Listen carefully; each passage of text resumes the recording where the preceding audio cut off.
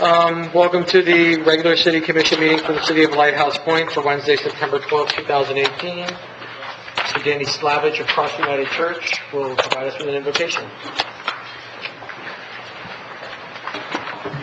Please pray with me.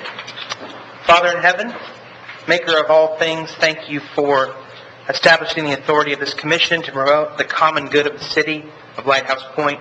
Thank you for each person who's here to serve, giving their time and their energy, and to stewarding the resources that you've given this city. Please give wisdom and clarity to each member as they think through the budget and the business before them. Give them a steady hand to vote with integrity and a humble heart to serve with faithfulness. Thank you for those who are residents who have gathered here, who are employees who serve here. Would you guide them in the same way? Please make this evening's proceedings a way to make our great city an even better place to live and to work, a place of prosperity, justice, and peace. In Jesus' name, amen. Amen. Call the meeting to order and begin with the pledge of the flag.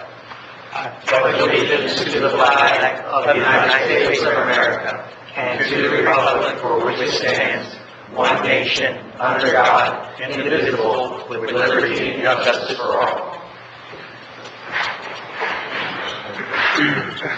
Madam Clerk, roll call. Mayor Trout. Here. Commission President Joffe. Here. Commission Vice President Mocker. Here. Commissioner Johnson. Here. Commissioner Long. Here. Commissioner Van Buskirk. Here. City Attorney Cirillo. Here. City Administrator Levitsky. Here. Finance Director DePaulo. Here. Fire Chief Gil Martin. Here. Library Director Keys. Police Chief Licata. Public Works Director Schramm. Here. Recreation Director Leasing.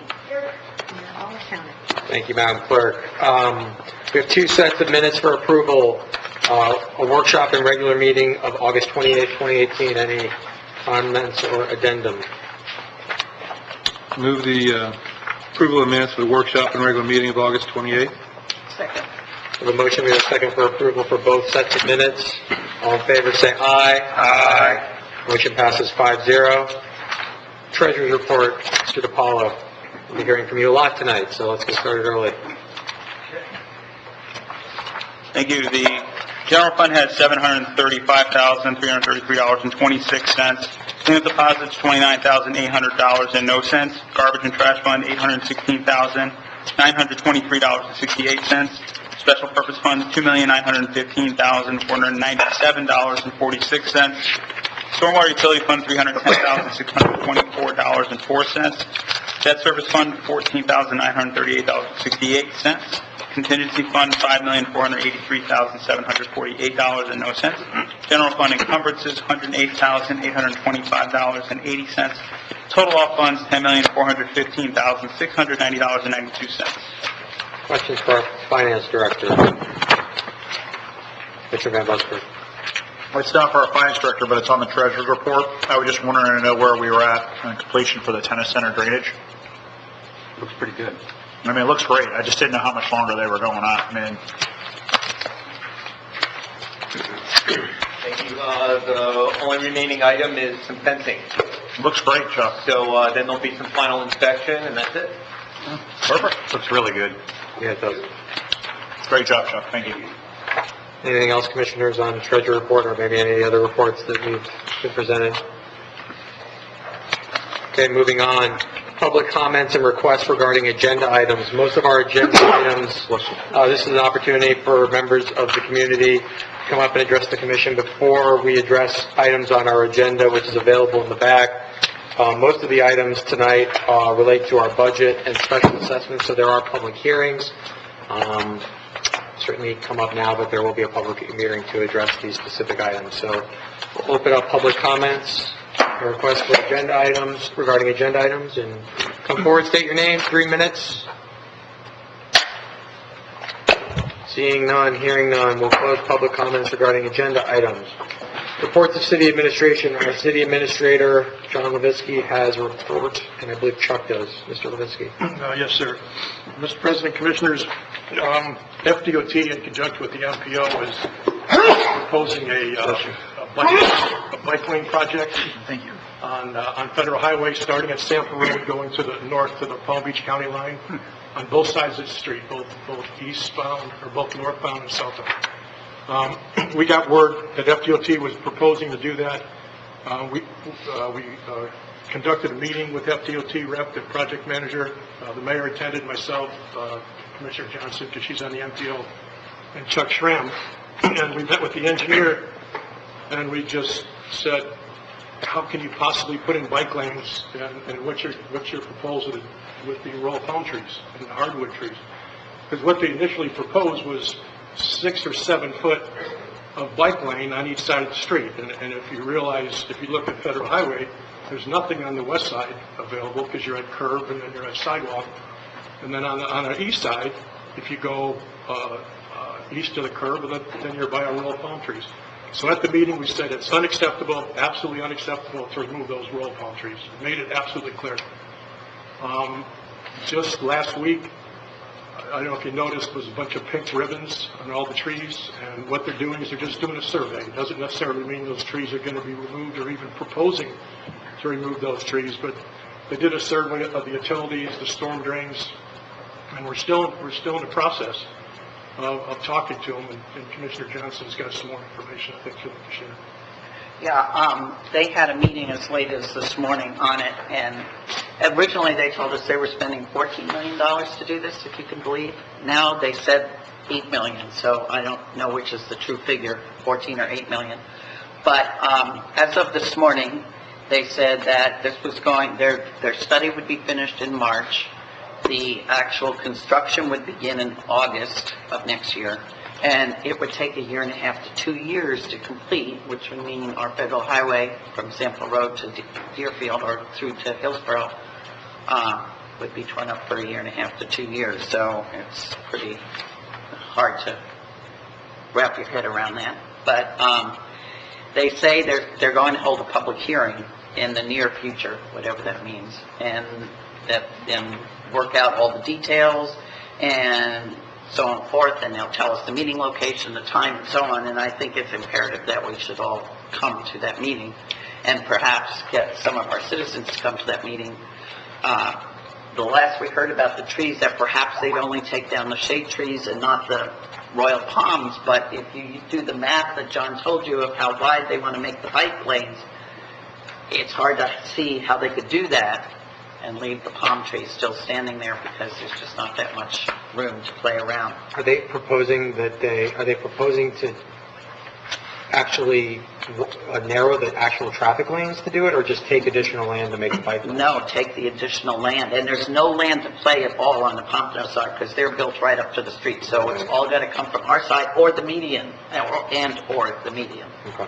So, I'll keep you posted on it, but, it's pretty... What power do we have to stop? Do we have any power to stop them? Well, first of all, they'll do a public hearing. Second of all, Commissioner Johnson has spoken to the executive director of the MPO. She relays to me, has been very sensitive to her request. Obviously, if they decide that they're going to try and move forward with the project, we would oppose the project. I think there's a question of who owns the trees, first of all. More importantly, the project is, in my humble opinion, not very well thought out.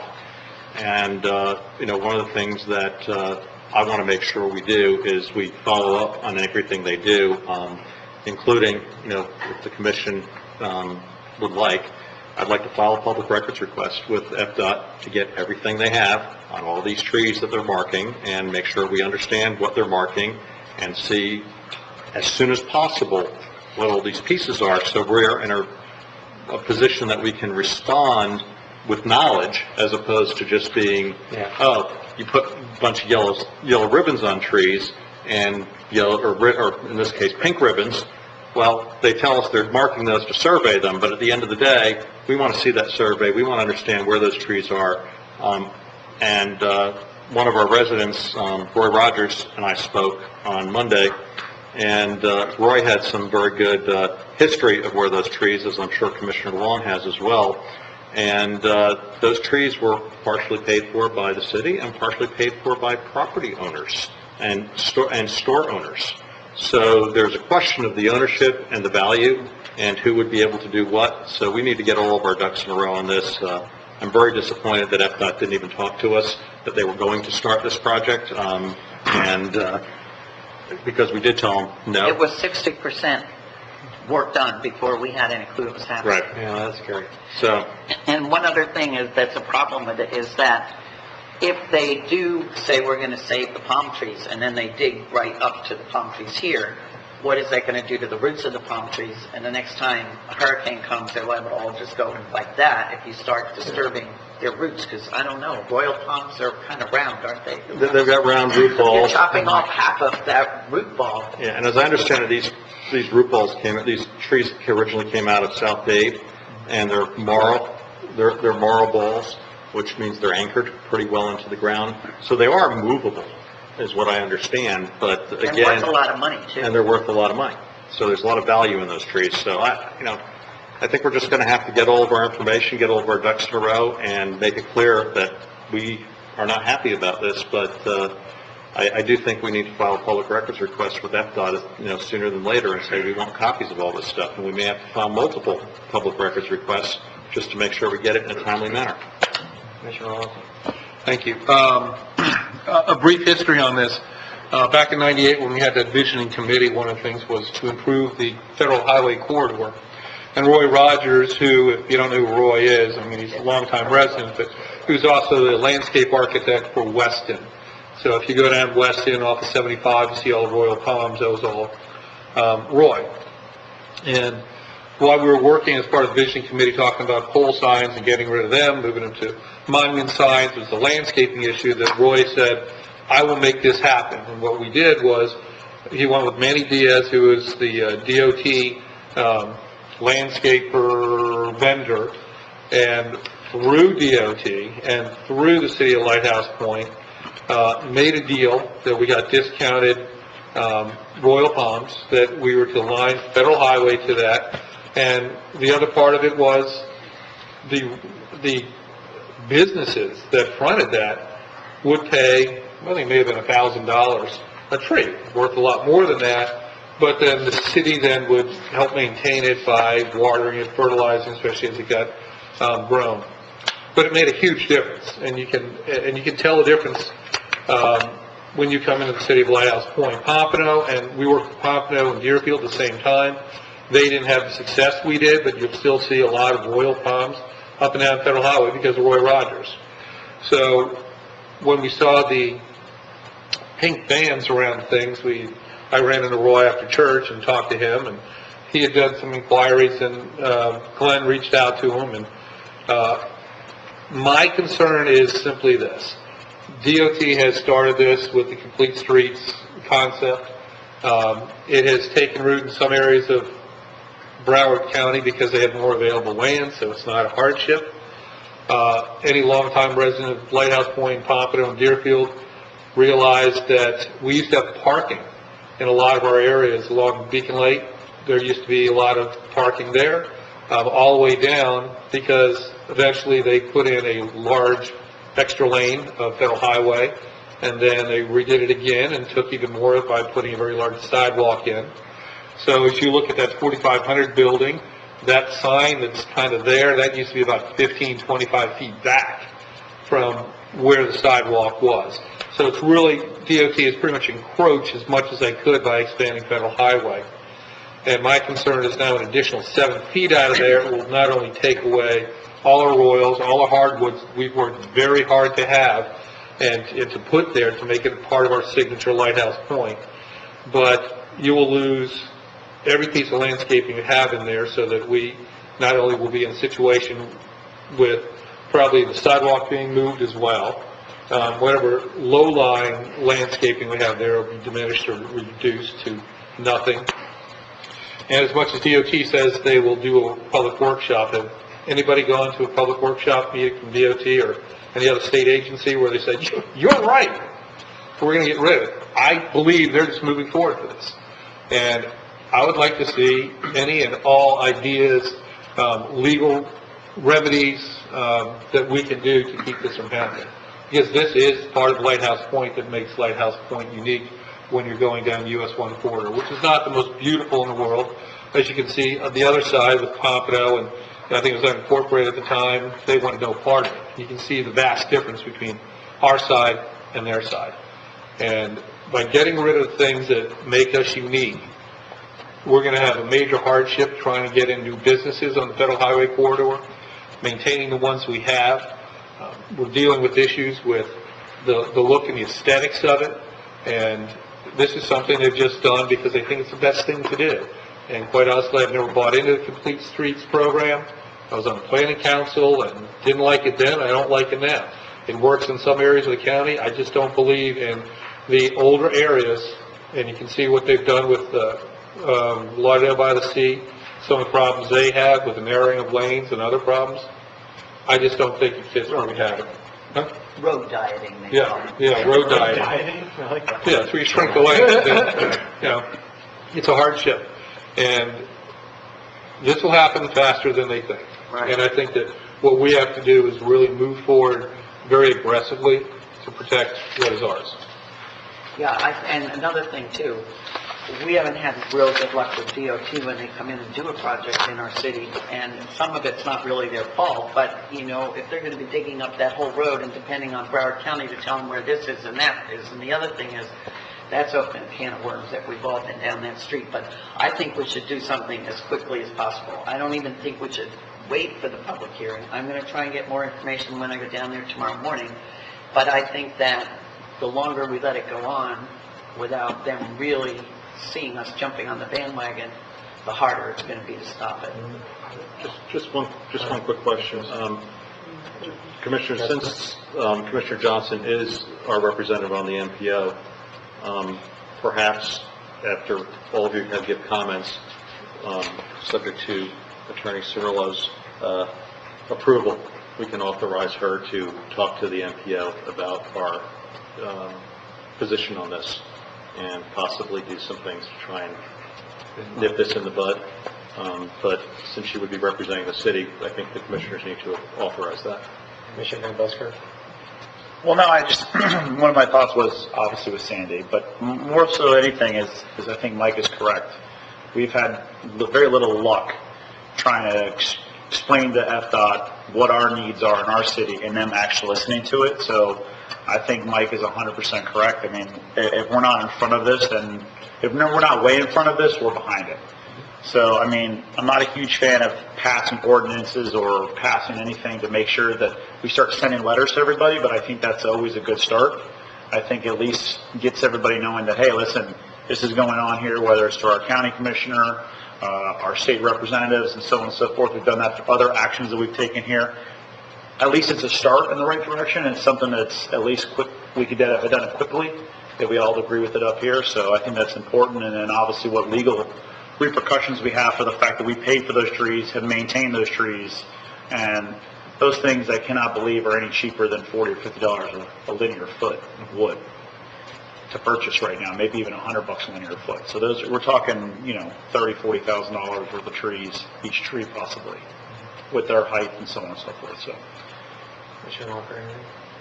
No, I stand behind the idea of doing whatever we can to get in front of it, absolutely. So, I want to be informed about it, and I'm fine with public records request. I'm fine with deputizing Commissioner Do I get a little star? Yeah, I know, a little star Okay. to represent our interests.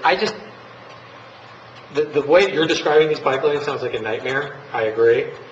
I don't know if I'm viscerally adverse to bike lanes, but if the only way to do it is the nightmare way, then I agree with you. But if there's a way to do it in a way that's more palatable, I kind of There is a bike lane already. There is a bike lane, but they want it much wider, Yeah. and it's a safety issue. I get all that. Yeah. But the other thing is, I've driven up and down there several times since the pink ribbon's gone up, just trying to look closely at what's going to have to change. And look at all the utilities. Look at all the traffic control signals. Look at all the light poles. Look at everything that's going to have to change. It is going to be a monumental project, and it is going to be very disruptive. it's going to be in El Dorado building. Yeah. I mean, the bike lane will be in No, it's that. not going south of Sample, it's Yeah. north of Oh, Sample. it's north of No, it's going to be in, But it's going to be right up, basically the curb would get moved right back to the sidewalk, so there'd be no buffer zone. It's not a great, it's not good. R.J. Boyle's. Right there. Okay. Yeah. So do we want to Turn- do we turn have a lane as consent, well. do you want to do it by consensus to instruct city administration to make an appropriate public records request for information concerning this project, And and to authorize, authorize Commissioner Johnson to express our skepticism to the MPO about the feasibility of... I already did that last Saturday morning. Well, now you can tell them the I entire... found out those ribbons were Yeah. there. Now you can express it Ball is on already behalf of the rolling. entire... I would like, though, on behalf of the commission administration, to draft aggressive letters Right. to that, to DOT, to MPO. Because DOT is the big partner here. They're the ones who are pushing this. The MPO, you know, I know you got to buy into Greg Stewart. Yeah, they're on Safe Street at any speed. And an example of the complete street is also if you go down Federal Highway to where it merges to Sunrise. Yeah, I know that, the green Yeah, line. yeah, how's that work for people? Yeah. don't even get me started. Yeah, so, I believe we have to be very aggressive, and as Kyle says, you gotta get way ahead of this thing. Because they need to know if they want this thing to go through, it's gonna be a fight every step of the way. And they may win ultimately. But now's the time if you're gonna stop it, change it, relocate it, adjust it, it has to be done now. Okay, I'm fine. Letters, consensus, nasty grams. Okay. Sandy. And Sandy, and, Consensus. consensus. Okay. Good luck. Mike, did we do that the right way? Yeah, you... Well, I think we've got, you can, yeah, I've got consensus. I mean, you can do it, As but far as what Sandy, I'm just It's- concerned because there's that rule about one commissioner representing the body with that. the consensus was that she can go and speak on behalf of the city commission and express the city's concerns about this project. And we're opposing it to the extent that it would require the removal of the trees along our side of Federal Highway. I think we're opposing it as currently But proposed. we just don't want it, okay?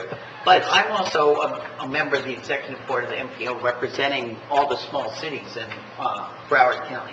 So I can approach it from there also, that, you know, the small cities can't be at the mercy of the big people that maybe in downtown Fort Lauderdale or something, these things might work. But the small cities need to have a say when you're going to come into our city on our only really main road.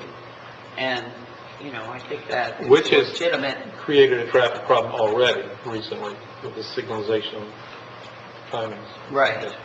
Anyway, I'll handle it. And Greg Stewart's on our side, so I think that he'll do everything to help make this come out Okay.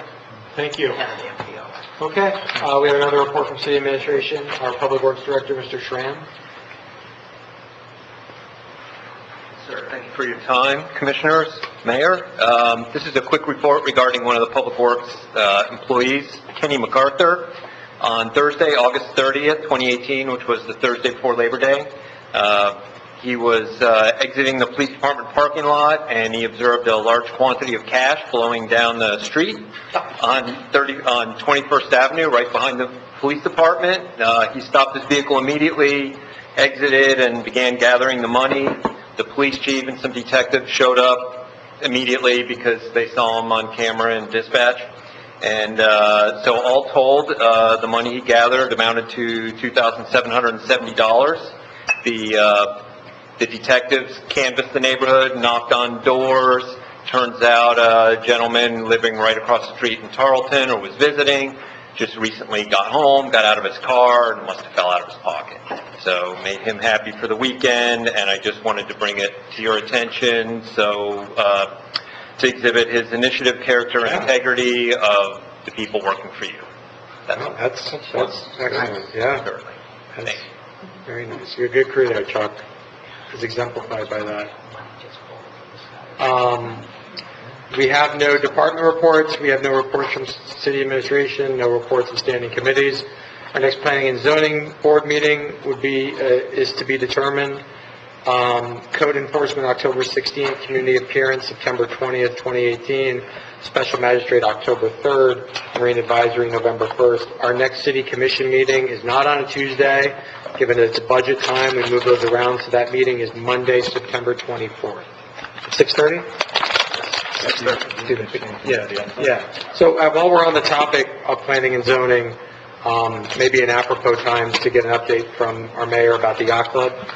Well, as everyone may recall, 2 weeks ago, yesterday, we had a workshop. At that workshop, Mr. Patterson presented multiple changes to what he had submitted to the city for his land use amendment. After the workshop, or at the end of the workshop, Mr. Patterson indicated within 2 weeks, he would be submitting new plans, which would then go to DRC. As of 4 p.m. yesterday, and I'm assuming nothing came in today, John? No, nothing. We still have not received anything from him. So that is the reason the planning and zoning meeting is to be determined, is because we can't make it to October 2nd. Plus, we wanted to have another workshop once we had the plans, so we could talk about what we know he's submitting. And we can't schedule that either at this point in time. So once we get plans in, we will move hastily to get a DRC scheduled and a workshop date out there. Hopefully this does not go too long, otherwise we're going to end up with the next P&Z meeting being scheduled for November 6th if we don't do a special meeting during the month of October. So we're on a holding pattern on that right now. All right, thank you. New business, item number 1, first public hearing and consideration of adopting the tentative millage rate for the City of Lighthouse, Florida General Operating Fund and Debt Service Fund for the fiscal year beginning October 1st, 2018 and ending September 30th, and setting date and time for second public hearing. Finance Director DePaul. Thank you.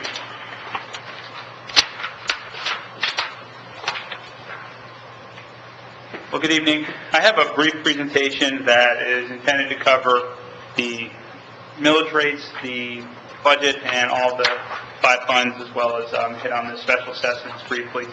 So this is the first of 2 public hearings related to the adoption of millage rates for City of Lighthouse Point for the fiscal year beginning on October 1st, 2018.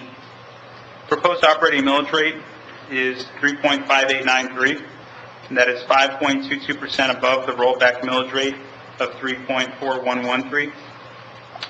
And it is considered a tax increase because assessed values did go up, even though we did not raise the millage rate, so it's advertised as such. The debt service millage rate proposed is 0.1730, which is 4.70% below the rollback debt service millage rate of 0.1815. The reason why that is going down is because our costs are the same in the debt service fund. Assessed values have gone up, and so we can lower the millage rate slightly, and we also are using a little bit of accumulated fund balance to also subsidize the payment for next year. Property owners have already been notified by first-class mail. We have to send it out according to Florida statutes, so the trim notice serves as first-class mail notice of these property assessed values and the tax rates and the assessment rates. For the benefit of everyone here and those watching at home, property owners should note that their tax bill is calculated by dividing their net assessed value, that's after all their exemptions have been factored in, divided by 1,000, multiplied times the millage rate. It's a pretty straightforward calculation. It's on the trim notice, and it's very clear for everyone to see. The city has no control over the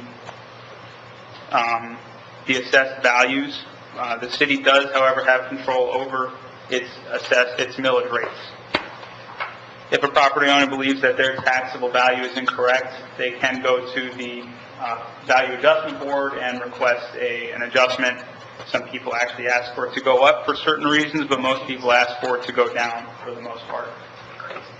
And residents can also apply for homestead and other exemptions that are available to them depending on their current living situation. City of Lighthouse Point, I know that's really hard to see, but the City of Lighthouse Point's millage rates combined represent just about 21% of the total tax bill for the city.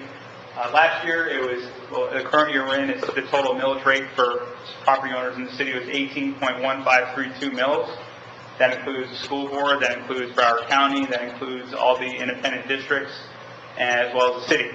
And this year, the total combined millage rate has gone down to 17.9114 as proposed. It's a 1.3% decrease. I think across the board, they're mostly the same, but some of them have gone down, and for the most part, they're all just due to the continued increases in assessed values.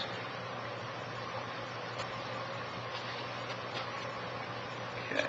Property values increased by 7.19% this year in the city of Lighthouse Point.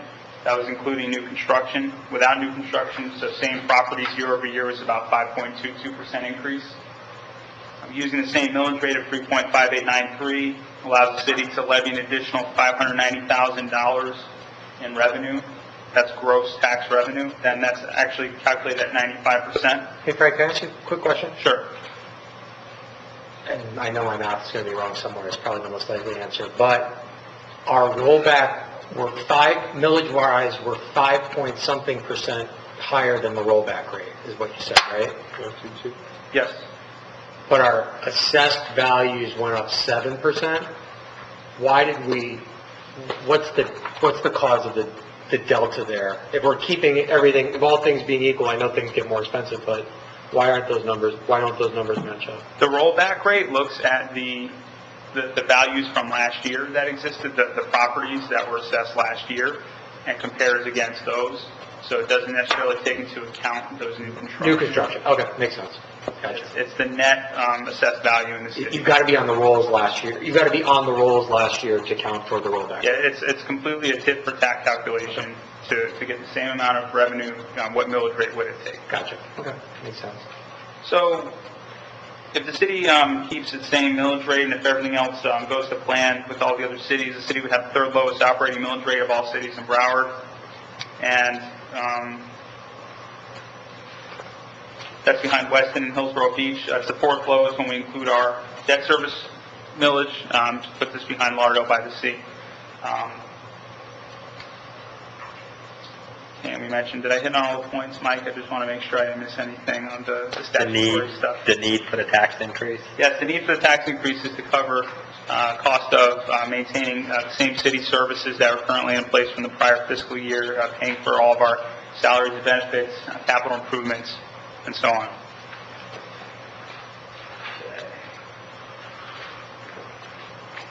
Debt service. Debt service millage, we have that in place to pay down the bonds that were issued back originally in 2002 for construction of the police department, improvements of fire station, library, numerous infrastructure projects throughout the city. Mentioned that debt service millage rate went down to 0.1730. It's continued to decrease. It should continue to do so until they're retired in 2022. That rate has gone down 9.4% from last year. And mentioned the rollback rate is 4.7% below the rollback rate. Okay, so everyone's aware of the homestead exemption. Save Our Homes provides for property values cannot increase more than 3% on homestead properties, or the consumer price index, whichever is less. So for this year, it was 2.1%, which was the same as the prior year, incidentally. And for property owners that are not exempt or not eligible for homestead due to their residential status, if it's non-residential or commercial property, they have a 10% cap, which if you aren't aware, there's an amendment on the ballot this November that's going to put that 10% cap back on. That 10% cap on non-homestead properties is actually going to sunset. It was only a 10-year law. So unless the voters approve it to continue, it's going to go away. So anyone who has a commercial property is now open to whatever their market value went up, that's exactly the increase they're going to get. That includes people who own rental properties, like someone who just has a condo that they rent out or something like that. So depending on how much they pay in taxes, they could see a significant increase, and that could put them into a bind with their current rental income situation, and that could have some ripple effects throughout the housing market. So, Frank? Yeah. On that,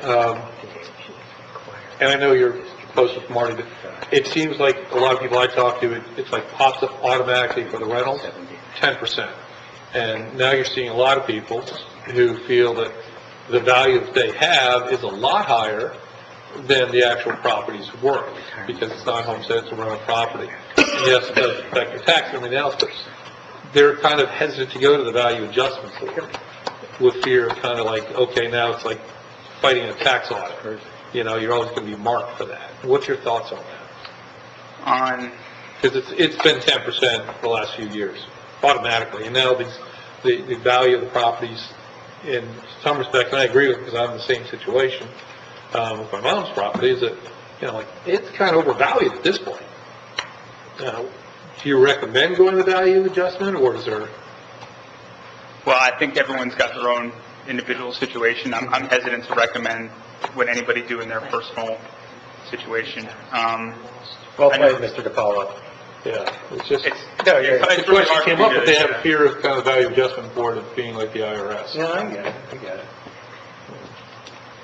I will say, I have clients that own commercial properties that they go to the value adjustment board every year.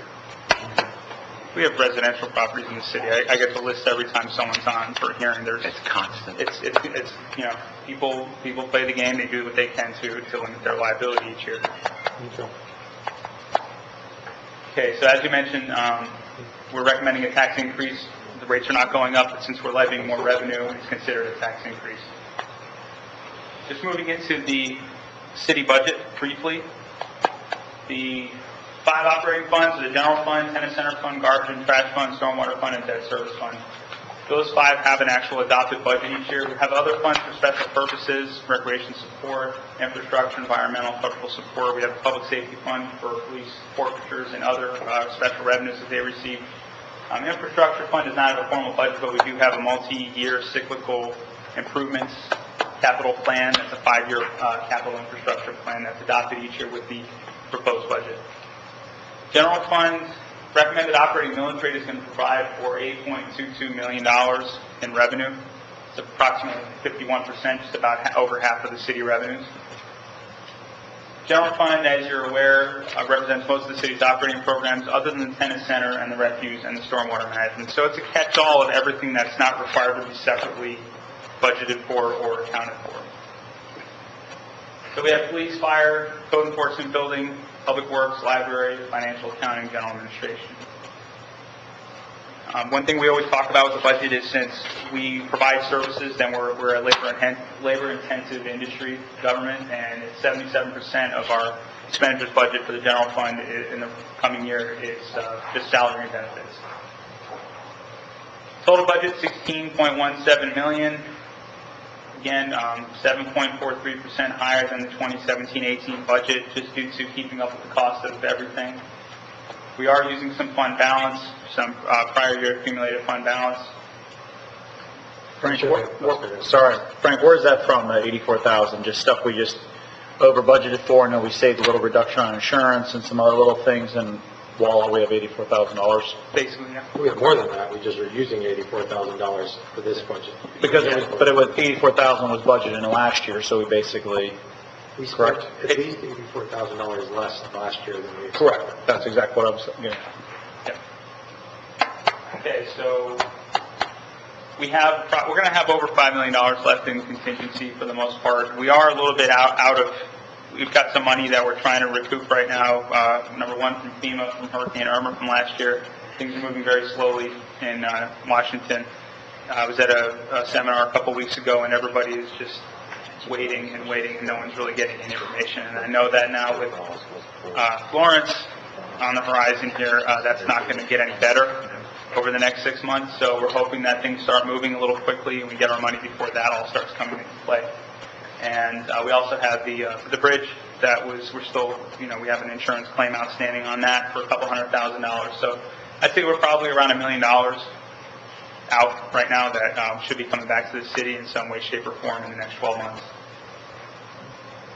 We do have capital in this budget for police patrol vehicles, a new dump truck, fire department's buying a Life Pack 15. It's a life support unit that they've been asking for several years. That's much needed. Updates to recreation equipment and facilities, replacing computers that we have to do, as well as software updates for some of our servers and other necessary improvements. Move on to the infrastructure fund. Anybody have any questions about anything so far? Okay. We don't have too much in the capital plan for this 2018-19 fiscal year. The Ibis Waterway Bridge is going to be a DOT-funded project, $1.5 million approximately. In the streets, we have paving in the Lake Placid area, the amount of $500,000. And seawalls, there's a $30,000 repair for just some minor work on some of the city seawalls. Oh, I have a question, I'm sorry, and this might require either John to chime in or maybe Chuck. I seem to remember, didn't we, with paving, didn't we approve paving an area of the city? And this is not related to, didn't we approve paving in the area of the city that we decided to put on hold? Is that because of the lake? No, it was because of the water. Marina. Yeah, or the street, no, it was the streets off 39. What's happening with that? Well, in the Marina area, we delayed the paving because of the reuse project. And then in the Lake Placid area, we're doing a stormwater project on 30th Avenue, and we don't want to pave and then tear it up, so we're waiting for that stormwater project to be done, then we'll pave when possible. Okay.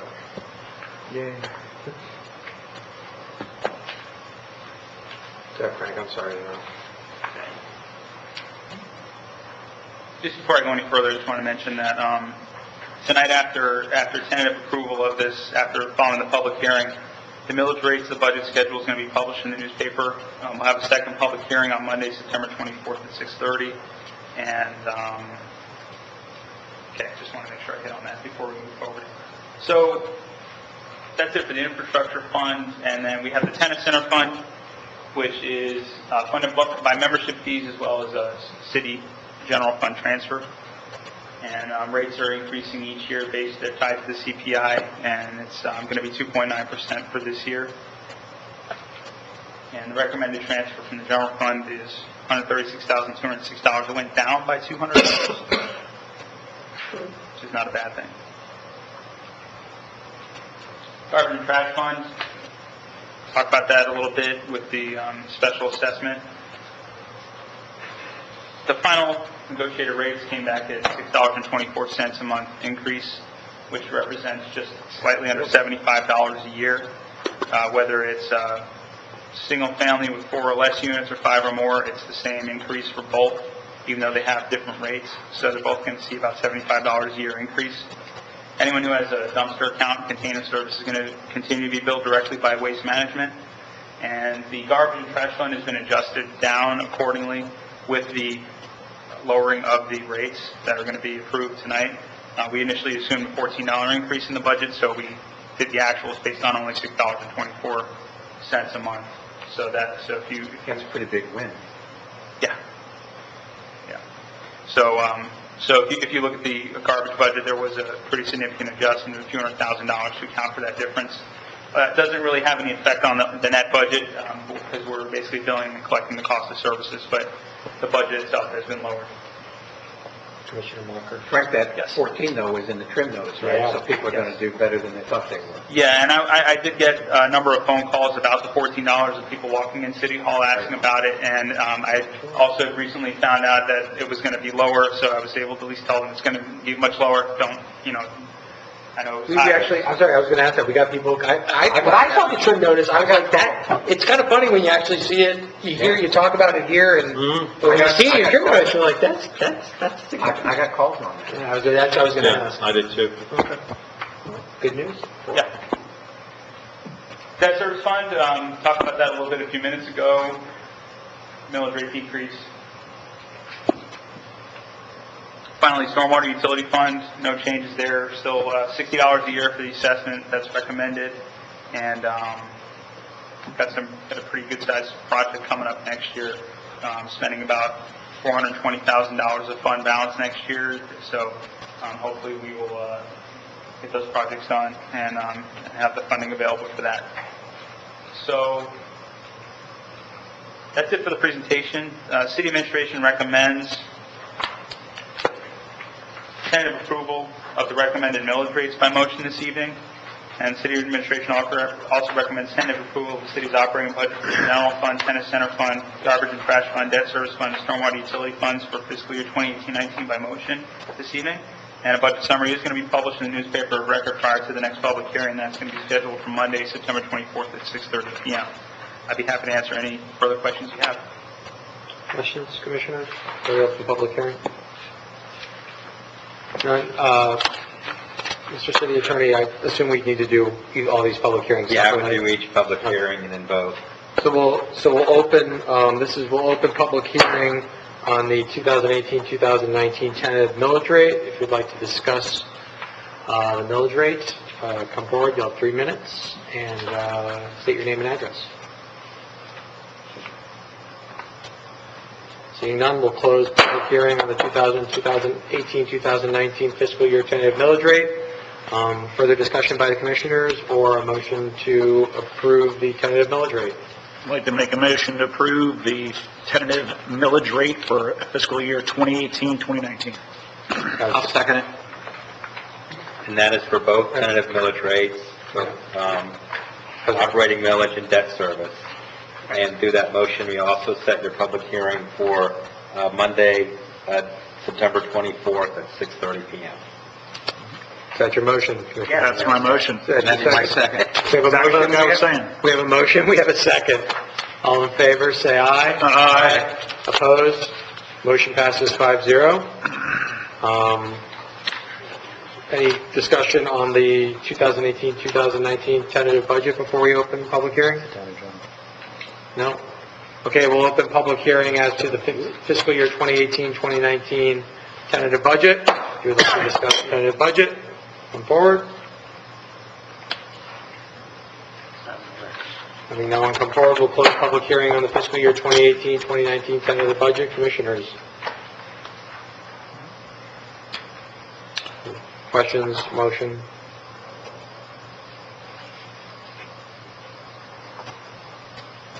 Haiku? All right, well, Column. since I'll make a motion to approve the fiscal year 2018-2019 tentative budget, And we need to set the And- public hearing. and we need to set the public hearing for Monday, Monday, September 24th. September 24th at 6:30. Second. We have a motion, we have a second. All in favor, say aye. Aye.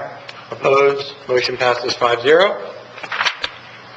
On this annual special assessments, item number 3, public hearing and consideration of a resolution establishing the rates for fire protection special assessment for fiscal year 2018-2019 is advertised on the Sun Sentinel, August 5th, 2018. Finance Director DePaul. Thank you. This is the same rate that was established back in July at our July 10th City Commission meeting when we adopted the tentative rate of, for residential properties of $134.50. Fire assessment that's proposed across between residential properties and commercial properties, and the one institutional that pays this. Total revenue that's going to be raised net of, delinquents and discounts is around $915,000. The $134.50 represents an increase of around $14.36, I believe it was. The city has been levying a special assessment each year since 1997, and as you all know, that this is only allowed to be used for fire protection services. It is not intended to pay for any medical rescue services. So recommend that the City Commission conduct a public hearing on the fire protection special assessment and adopt the fire protection special assessment resolution. Do you need a motion to read first, Mr. City Attorney? Second. A resolution of the City Commission of the City of Lighthouse Point, Florida, relating to the provision of fire protection services, facilities, and programs within the City of Lighthouse Point, establishing the rates for the fire protection special assessment for the fiscal year beginning October 1, 2018, levying the fire protection special assessment upon specially benefited and assessed properties lying within the municipal boundaries of the City of Lighthouse Point for the fiscal year beginning October 1, 2018, and ending on September 30, 2019. Approving, confirming, and adopting the non-ad valorem assessment roll for the fiscal year beginning October 1, 2018, provide for conflict, severability, and an effective date. Thank you. Let's conduct our open before for public hearing, then we'll have any discussion. So we'll open public hearing on the 2018-2019 fiscal year fire special assessment. You know the drill, 3 minutes, name and address, come forward and talk to the City Commission about it. Seeing no one coming forward, we will close public hearing on the fire protection special assessment, open up the floor to commissioners for discussion. If there's no discussion, I would offer a recommendation to approve Resolution 2018-2217 relating to the provision of fire protection services. Second. We have a motion, we have a second on the fire protection assessment. All in favor, say aye. Aye. Opposed? Motion passes 5-0. Agenda item 4, public hearing and consideration of a resolution establishing the rates for the stormwater special assessment for fiscal year 2018-2019 as advertised in the Sun Sentinel on August 5th. Motion to read. Second.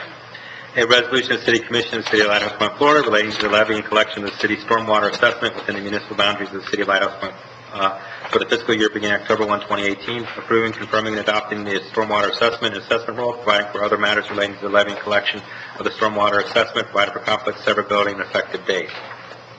We will open public hearing as to the stormwater assessment. Come forward, you have 3 minutes to speak if you would like to address the stormwater assessment. The public hearing is now open. No one coming forward, public hearing is now closed. Commissioners, discussion or motion? Hearing nothing, I'll make a motion to establish the rates for the special assessment for $60 and approve move for the approval of the motion. Resolution, sorry. For the motion for it. We have a motion, we have a motion, we have a second for the approval of Resolution 2018-2218. All in favor, please say aye. Aye. Opposed? Motion passes 5-0. On to agenda item number 5, public hearing and consideration of a resolution establishing the rates for residential solid waste special assessment for fiscal year 2018-29 as advertised in the Sun Sentinel on August 5th. Finance Director DePaolo. Yes, I talked about this a few moments ago. City Commission adopted a resolution on July 10, 2018 that established rates for 4 residential units or less, $562.80 annually, and for properties with 5 or more units, $513 annually. And since that meeting, City negotiated with Waste Management and achieved a $6.24 per month increase for both types of properties. So the final rates that were negotiated for fiscal year 2018-19 are $469.68 for up to 4 residential units, and for 5 or more, it's $419.88 annually. This time I recommend that the City Commission conduct a public hearing on the Residential Solid Waste Collection Service Special Assessment, adopt the Residential Solid Waste Collection Service Special Assessment Resolution. Motion to read. Second. A resolution of the City Commission of the City of Lighthouse Point, Florida, relating to the provision of residential solid waste collection services in the City of Lighthouse Point, Florida, approving the assessment rate for residential solid waste collection services for the fiscal year beginning on October 1, 2018, imposing a residential solid waste collection services assessment against such property located within the City of Lighthouse Point for the fiscal year beginning on October 1, 2018, providing for severability, conflicts, and an effective date. Commissioners, before I open up for public hearing, one quick housekeeping matter. As you all know, I've recused myself related to certain solid waste collection items, particularly given the open contract negotiations with Waste Management. I've recused myself from a vote similar to this, but in working with the city attorney, I've contacted the Commissioner on Ethics in Tallahassee. I will spare you the gory details, but given some of the distinctions here, I've received a clear bill of health to vote on this item, so I'll be participating in any discussion, which doesn't sound like there will be, but I will be voting on the item tonight. So, with that said, I will open up the floor to a public hearing. This will be a public hearing in consideration of a resolution establishing the solid waste assessment for 2018-2019. I know Commissioner Mocker is upset about this. He likes to, I almost feel like yelling at you just in case. So we'll open public hearing. If you would like to talk about the fiscal year 2018-2019 special assessment, come forward and let us know what you think. Seeing none, hearing none, we will close the public hearing. Discussion with commissioners from the commission about the item, or a motion? Hearing no discussion, especially from you, and since I don't get the gavel, I will offer a motion to approve Resolution 2018-2219 relating to the provision of residential solid waste collection service. Second. Well said. We have a motion, we have a second on Resolution 2018-2219. All in favor, please say aye. Aye. Opposed? Motion passes 5-0. Thank you, Frank. See you on September 24th. Moving on to new business, discussion relating to imposing time limits to complete commercial construction projects. City Attorney Cirillo. Mr. President, members of the City Commission, what we did was, at your last meeting, there was some discussion about concern about projects going on for extended periods of time. The City Commission did adopt an ordinance back in 2015 on the subject, which we provided to you in the materials. And the ordinance does provide for a time limit for those types of things for structures in our business districts. It does provide for any item that does not require site plan approval from a planning and zoning board, such as exterior renovations, windows, doors, facade changes, things like that, would be subject to the time limits in this code going forward. If a project is requiring site plan approval, the ordinance provides that the planning and zoning board can provide as a condition of approval a time frame for completion of construction. So the concept of putting a deadline for constructing a commercial property is already contemplated in this ordinance. I think going forward, it's the Planning and Zoning Board will be part of the staff's review and recommendation, including through DRC and our planner's review, of providing the Planning and Zoning Board with some thoughts and recommendations on implementing this deadline. But it seems to cover the issue that the Commission was concerned about going forward as far as putting some sort of time frame on completing these projects. So it doesn't affect the ability to renew building permits. That is always there. But what this does provide is, notwithstanding your rights under the building code to extend building permits, we want you to finish this by a set period of time. Any discussion, Commissioners? I was just asking, so because of when we put this into effect, does that mean it applies to the 50/50 building? No, because that came through for site plan approval before this ordinance was adopted. When was that? Do you know the exact date? Yeah. I don't know the exact. No, I mean, just like 13, 14. It's been there for a long It time. was sometime around 2014, as I recall, Kyle. Okay. And it predates the ordinance. And we can't make it retroactive. Can Um, we amend the ordinance to make it retroactive? Well, then you're really, I guess I think the issue is once somebody comes in and it gets their approvals, and we already provided in here that any approvals for that project would have gone through site plan approval, you're kind of changing their development rights. If you're concerned about this specific project, I know we can continue to have conversations with the folks and get a better understanding of what they're doing. I wouldn't want to have an ordinance that's retroactive that's targeted to one specific project. Well, if they were actually developing, which meant they were building, then we wouldn't have this problem, but they're not developing. But that's just my personal opinion on it. I mean, I have seen a little bit more progress over there, but again, they're still so far off. It's mind-boggling to me. Commissioner Moss? Have we reached out, we discussed a little bit about reaching out to the owner or the developer and expressing our dismay? Have we done that? I've spoken to the contractor, and the contractor is having some problems with the owner's representative.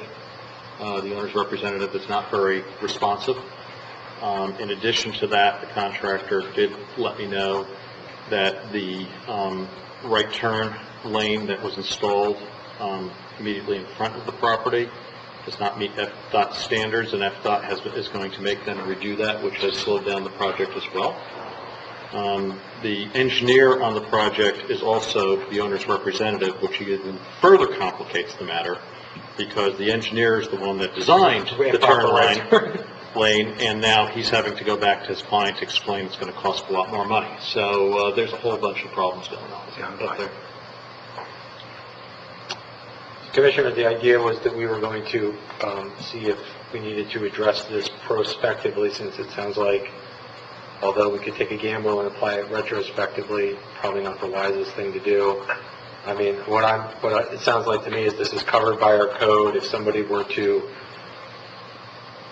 put forth a site plan permit or a building permit for a significant commercial project now, they would be subject to time limits under this code. As long as the Planning and Zoning Board makes it a condition of approval. As long as the Planning and Zoning Board makes it a condition of approval, so it sounds like it's covered.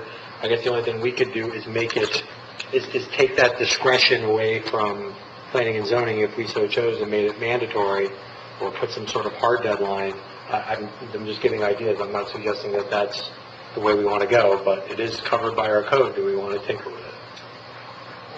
I asked John to talk to the building official about what other cities had done with things like that, and no other city that we're aware of has an ordinance on commercial. It's all handled through the site plan process. Okay. Which makes sense to me, because, I mean, there's a difference between whether you're building the Taj Mahal versus, something smaller, something's going to take longer than others. That makes sense to me, so I'm in favor of leaving well enough alone, not happy about 50/50, obviously, but... I've asked the contractor if he would be willing to come in and meet with John and I, and he is.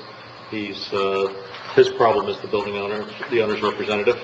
The contractors say a lot of things. So, no, I know this contractor quite well. We all know this contractor quite well, by the way. So, it's not someone that would blow sunshine in the wrong area. Okay. Well, it's good to know we have somebody reliable on the ground giving us good information. Yes. I think that's all we can do at this point. I agree. Everybody agree? Agreed. Okay, thank you. Okay. Moving on. Second reading and public hearing of an ordinance amending the Florida Municipal Trust Fund Defined Benefit Plan and Trust for Police Officers and Firefighters related to the collective bargaining agreement with Metro Firefighters. This is second reading. You passed the first reading at your last meeting. This is the ordinance that allows you to enter into the adoption agreement for the pension. It is a public hearing. Do we need a motion to read? Motion. Second. An ordinance of the City Commission of the City of Lighthouse Point, Florida, providing for modifications for Florida Municipal Trust Fund Defined Benefit Plan and Trust for the police officers and firefighters of the City of Lighthouse Point adoption agreement, providing for conflicts, providing for severability, and providing an effective date. This is a public hearing. We'll open a public hearing on this important item. If you'd like to address our amendment to the defined benefit plan, police officers and firefighters, please come forward. You have 3 minutes. Seeing none again, we're batting 1,000. Close the public hearing. Discussion, commissioners. 2018-0967, if not, we'll entertain a motion. Motion to pass ordinance number 2018-0967. We have a motion, is there a second? I'll second it. We have a motion, we have a second on 2018-0967. All in favor, say aye. Aye. Opposed? Motion passes 5-0. On to agenda item number 8, first reading of an ordinance amending Florida Municipal Trust Fund Defined Benefit Plan and Trust for Police Officers and Firefighters related to the collective bargaining agreement. Actually, I didn't go to you for an explanation last time, so turn it over to you for... Well, really, this is the same ordinance. You just passed the second reading relating to the Right. firefighters. Now that you've got an agreement with the police officers, this is the ordinance that's necessary to implement that aspect of the collective bargaining agreement relating to the pension for police officers. It's one meeting behind. Motion to read ordinance 2018-0967. An ordinance of the City Commission of the City of Lighthouse Point, Florida, providing for modifications for Florida Municipal Trust Fund Defined Benefit Plan and Trust for the police officers and firefighters of the City of Lighthouse Point adoption agreement, providing for conflict, severability, and an effective date. I just caught something. So we have two ordinance 0967. So the first page is the numbers on page 2 and 3 are 6-8, but the first page is, Oh, okay. Yeah. Okay, I'll okay. Change my motion, it's carried with 6-8 rather than 6-7. It'll be, yeah, Okay. we'll correct that Scrivener's error. Okay, Scrivener's error. So the discussion tonight is about ordinance number 2018-0968. The ordinance has been read. We don't need a public hearing, but discussion among commissioners. Hearing no discussion, I would offer a motion to approve ordinance 2018-0968, providing for the modification of Florida Municipal Trust Fund Defined Benefit Plan and Trust for Police and Fire. Second. We have a motion, we have a second on ordinance 2018-0968. All in favor, please say aye. Aye. Opposed, motion passes 5-0. All right, agenda item number 9. I haven't seen an agenda this long in a while. Agenda item number 9, resolution and agreement relating to membership into the Florida retirement system for firefighters. Important item, Finance Director DePaula. Thank you. You just passed an ordinance to modify the pension, and this is now a resolution to join the firefighters with the FRS, and there's also an agreement attached to this that needs to be executed by the city, and both of these items are necessary in order to join the city with the FRS and allow our firefighters to enroll, and we have a whole package of things that need to be sent in tomorrow along with these items to start that process. So once this takes effect, the city will be contributing 24.5% of salary for our firefighters. The employees will be required to contribute 3%. Those numbers are very different from our current pension plan, which is why we're doing this in the first place. So, at this point, I recommend the City Commission approve the resolution relating to membership into the Florida retirement system for city firefighters and authorize the appropriate city officials to execute the joining agreement. Motion to read. Second. A resolution of the City Commission of the City of Lighthouse Point, Florida, relating to membership into the Florida retirement system for city firefighters, providing certain other matters in connection therewith, providing for conflict, severability, and an effective date. Are these numbers also, are these, Yeah, the number, we're at 220, are these numbers messed up? The numbering?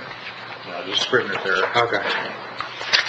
So so this would be, these go sequentially, This is a correct? resolution. These are, Oh, these are resolutions, thank you, This is- thank you. I was clarifying something of Scrivener's error with John. Okay, so we did a motion to read? I did. Yep. Okay, so we've read resolution 2018-2220. Any discussion, commissioners? I'd like to make a motion relating to membership in the Florida Retirement System for the city firefighters, number 2220. Second. We have a motion. We did that. Yeah, we have a did she make a motion? Yeah. Motion approved, right? Yeah. Yeah, second. We have a motion, we have a second by Commissioner Long on resolution number 2018-2220. All in favor, please signify by saying aye. Aye. Opposed, motion passes 5-0. I had a question for Frank outside of that. 175, 185 line, we've talked about it before. Is there any way now that we could still access some of that? Once we go to the FRS, we're basically on our own, huh? Pretty much the plan is not going to have anybody in it anymore, so there's no way we can get that chapter money. Just a lot Never of had it, money. never going to get it. A lot of money we just left on the table, man. It's a lot of money to walk away from. Millions. So wait, so we can't, we still got a Lighthouse Point frozen, Lighthouse Point pension. You can't now apply for that? Now, you have to have active participants, and Well, if we have someone stays in our plan, we would have an active participant, would we not? I don't know that one constitutes active participants or having enough participants to take advantage of that. I asked the question about a month ago, and I was told that no, there's really no way we'd be eligible for those funds at this point. Is that a Florida retirement system reg? Is that a state statute? Do you know? I mean, I'm not- I don't know exactly what the background is, but that was the answer I was given. So it has to do with the number of people in the plan and having active participation in the plan. The plan really effectively is going to be frozen in the very, very near future. So, and I believe that once it does get frozen, that funding would go away at that point anyway. So, Unless there's people still in the plan, though. right, for active participants. Commissioner Walker? If there really is potentially millions on the table, would we be smart to get that in writing in case this thing ever flew back? Yes. We can. I mean, I would want to have some documentation. If somebody claimed we left a couple of $1 million on the table, and we said, well, we heard that we weren't eligible. Maybe just to be safe, get it in writing, because there could be some blowback maybe in a year, 2 years, who knows? Yeah, and there's a lot of things that have to be changed with the current plan in order to be eligible for the money. Right. But There's- I'd like to have something that sort of documents that. I agree. For our own protection. I agree with that. I mean, there's no sense arguing over it if we don't even qualify for it.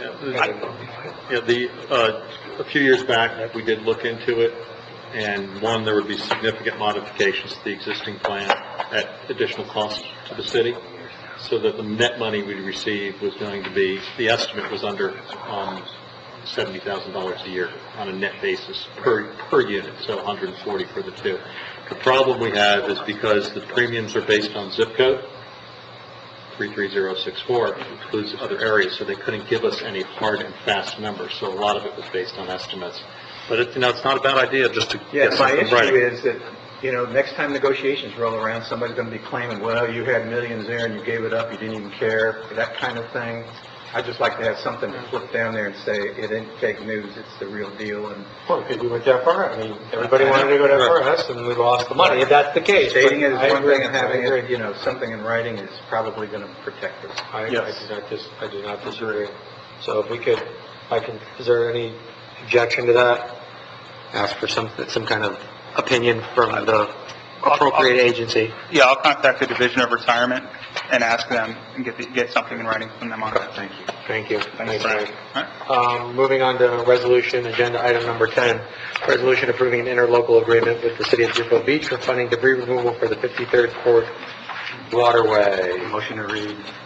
Second. A resolution of the City Commission of the City of Lighthouse Point, Florida, approving an interlocal agreement between the City of Lighthouse Point and the City of Deerfield Beach regarding removal of debris in the 53rd Court waterway, authorizing appropriate city officials to execute the necessary documents, providing for an effective date. Chuck, you want to give us a little briefing on this real quick? Sure. Back in June, the commission approved grant acceptance from the NRCS. This is just the next part of the process, since the waterway falls partly in Lighthouse Point, partly in the city of Deerfield Beach. We're required to have an interlocal agreement, and basically it states, it makes it official that Lighthouse Point and Deerfield will split the non-reimbursable costs. So that's estimated for this project at $39,324. So Deerfield and Lighthouse Point would each pay $19,662. We did the motion to read, we have our explanation. Any questions for our Public Works Director? Just a comment, this is real important. That thing can get really messy, nasty, and the tides come in and they don't go out because it's too clogged up. So this is an important thing, and it's good that we're able to split the cost of Deerfield. Absolutely. Any other questions? If not, we'll have a motion to approve. If not, then I'll offer the motion to approve resolution. We have a motion, we have a second. 2018-2221. 2018-2221, we have a motion, we have a second by Commissioner Long. All in favor, please say aye. Aye. Opposed? Motion passes 5-0. Thank you. Thank you, Chuck. Good job. On to agenda item number 11, resolution authorizing the expenditure of available funds from the Walt and Mary Barker Library Fund for e-library educational resources. Christie. Good evening, Commissioners. The library requests $13,008.72 of the Barker Library Fund to continue and expand the support of library e-resources. Over the last 10 months, the Barker Library Fund's support of e-resources, e-books, and e-audio streaming books has been very popular with library patrons of all ages. The total number of library e-resource usage has increased 34%. And ebook and e-audio streaming usage has increased 48%. Based on this, we request that the Commission approve this expenditure of the Barker Library Funds. Motion to read?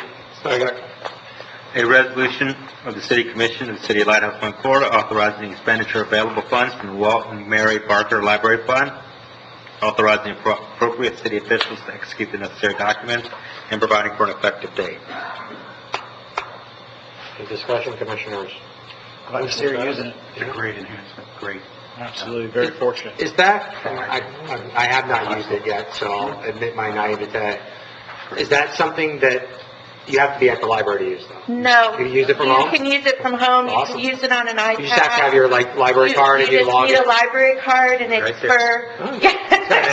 Yeah. Oh. Got an app. All right, I'll have to... Make sure I pay you at that. And it's for patrons of all ages. We have everything from Miss Humblebee's, which starts at 12 months old, to ebooks, to streaming audio. And we're getting so many people in that are downloading the Libby You never app. buy a book? Yeah, Never. Tell my wife. That's the only way I get her on. yeah. We've gotten so many residents coming in. They're like, this is amazing. Great. All right, I'm all for it then. Anybody else? I'd like to make a motion to pass the resolution authorizing the expenditure from the Walt and Mary Barker Library Fund for the e-library educational resources. I'll second. We have a motion, we have a second. All in favor, please say aye. Aye. Opposed? Motion passes 5-0. Thank you. Item number 12, from our Recreation Director, resolution approving an agreement between the City of Lighthouse Point and Broward County for funding through the 2000 Broward County Safe Parks and Land Preservation Bond Program. Good evening, everyone. You have the all-star cast tonight. Everyone's Everybody joining the fun. Okay, as you guys know, on March 27th, 2018, the city approved a resolution awarding the bid for a new tot lot at Dan Witt Park. In 2000, Broward County State Parks and Land Preservation Bond Program provides funds that may be allocated and distributed to municipalities to benefit the parks and recreation systems within Broward County. The Board of County Commissioners of Broward County has agreed to distribute $7,500 to the city for our park program to help finance playground equipment there at Dan Witt Park. And we hope you recommend to the City Commission that you adopt this resolution approving the agreement between the city and the county for funding through the Broward County State Parks and Land Preservation Bond Program and authorize appropriate city officials to execute the necessary documents. The motion reads, is there a second? I'll second. A resolution of the City Commission of the City of Lighthouse Point, Florida, approving an agreement between Broward County and the City of Lighthouse Point, providing for funding and administration of the 2000 Broward County State Parks and Land Preservation Bond Program, authorizing appropriate city officials to execute said agreement and providing for an effective date. Discussion, Commissioners, questions for our Recreation Director about the use of the funds, anything? I see that we owe our resident county commissioner a nod and a thank you for helping marshal this through, so that's And appreciated. keeper for 2019. And a keeper for 2019. Yes. Any questions for our Recreation Director? No, it's a beautiful tot lot. It is a very nice top lot. I'd like to make a motion to approve the resolution accepting the grant funds for the playground equipment, and also thank Commissioner Chip Lamarca for him getting us the funds. We have a motion, we have a second by Commissioner Johnson on Resolution 2018-2223. All in favor, please say aye. Aye. Opposed? Motion passes 5-0. Thank you. Last, but certainly not least, lucky agenda item number 13, resolution approving a Vantage Care Retirement Health Savings Plan for Police Department Administrative Exempt Employees. Finance Director to follow. Thank you. She even had to make up a little fake number 13. This is what our crack. Look, that's why she's the best. Number 13. Okay, so as I've been up here before with a similar request for other employment units, the city has a retirement health savings plan that allows certain groups of employees to put money into a retirement health savings fund, pre-tax money. It's a total tax savings plan, and it's used for any type of health care or premiums once you retire. So we have a number of employment groups that participate. The police department administrative exempt employees currently did participate. However, the police chief brought to my attention a few months ago that there was a discrepancy between what they had initially asked for and what the way their plan had actually been designed in effect. So what we're doing here is just clarifying the exact request that they have going forward. So for anybody who retires from this point forward within that group, they will be entitled to the benefits, and they have to participate according to the benefits that they've all agreed to. So they put in 3% of their biweekly base earnings and 100% of their sick leave upon retirement or separation. That all that money goes into the plan. Any other leave that they have on the books, they get paid out on at termination or retirement. So whenever we do these changes to the RHS plan, we do a resolution, since we've always done a reso, so we're always going to do a reso. And we have today recommend that the resolution be, that the City Commission approve the resolution, all related documents, and authorize proper city officials to execute the documents. Thank you. And the motion to read Resolution 2018-2224. Motion to read. Second. A resolution of the City Commission of the City of Lighthouse Point, Florida, amending the Vantage Care Retirement Health Savings RHS program and authorizing appropriate city officials to execute all documents necessary to provide the Police Department administrative exempt employees to participate in the Vantage Care Retirement Health Savings Plan, providing for severability, conflicts, and an effective date. Commissioners, discussion. Motion to pass. A motion to pass 2018-2224, and a second by Commissioner Mocker. All in favor signify by saying aye. Aye. Opposed? Motion passes 5-0. Thank you.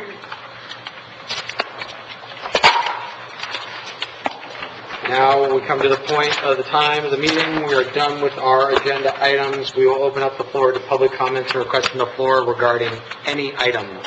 Not have to be related to our agenda. Anything you would like to address the city commission, come forward, speak for 3 minutes, state your name and address. Tell us what's on your mind. Bad at that. You guys are quiet. I don't know, everybody's quiet tonight. All right, we'll close public comment. Communications, commissioners. Who wants to go first? I'll go first. Just one, I'll just update everyone. While we were in the meeting, I did receive a message from Terry Patterson about the yacht club plans, and he said he hopes to have something submitted to us no later than Tuesday, September 18th. He said he would call me tomorrow and fill me in on the bumps in the road. Okay. Anything else, Commissioners? Anything? I had one item quickly regarding the bond. And I know the mayor, as we talked about, is working on a PowerPoint presentation. I keep going back to the numbers, and I guess I can provide further comment once we see how the numbers are broken down in the PowerPoint presentation. But some of the thoughts I had to avoid, doing things twice is, we talked about presenting the estimate by, per 100,000, which I think makes sense.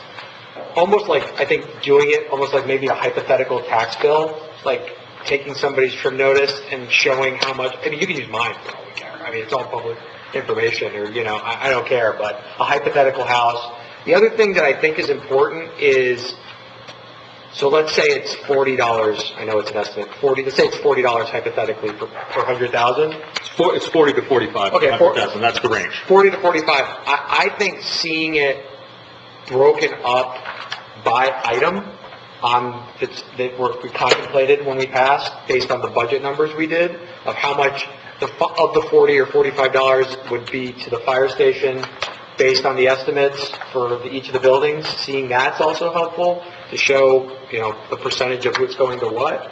And the other aspect of this, and it's easier said than put in an easy kind of digestible way, is showing how much we're paying now for our debt service millage.